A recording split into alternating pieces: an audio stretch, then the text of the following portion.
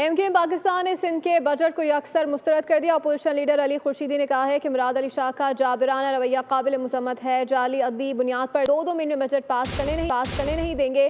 Pakistan peoples party की जागीर नहीं है। इन लोगों ने आमिराना रवैया रखा हुआ है। ईरान का मसला मुस्लिम उम्मा का मसला है। हमें मुज़म्मती करारदाद भी पेश नहीं करने दी गई। बड़ी दावे करती है कि वो जमहूरियत की अलंबरदार है, जमहूरियत की दावेदार है। आज उनका रौनत भरा आमिराना जालिमाना जो रवैया रहा है सिंध असम्बली में, उसकी मुत्तहिदा कौमी मूवमेंट पाकिस्तान और उसके अरकान और उसकी पार्लिमानी पार्टी शदीद अल्फाज में मजम्मत करती है।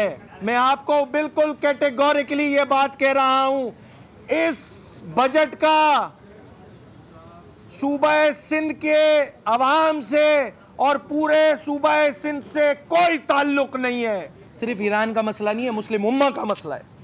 ये एक इंपॉर्टेंट इशू था और फिर उस पर हमने बाउंड किया ना, इजलास एडजेंट करके दोबारा जो है वो किया गया, उस पर करारदाद पास की गई। ये रौनत आमराना रवैया ही तो है पीपल्स पार्टी का, ये करारदाद पे बात तक नहीं करने दी। सब्सक्राइब करें और बेल दबाएं ताकि कोई खबर रह न जाए।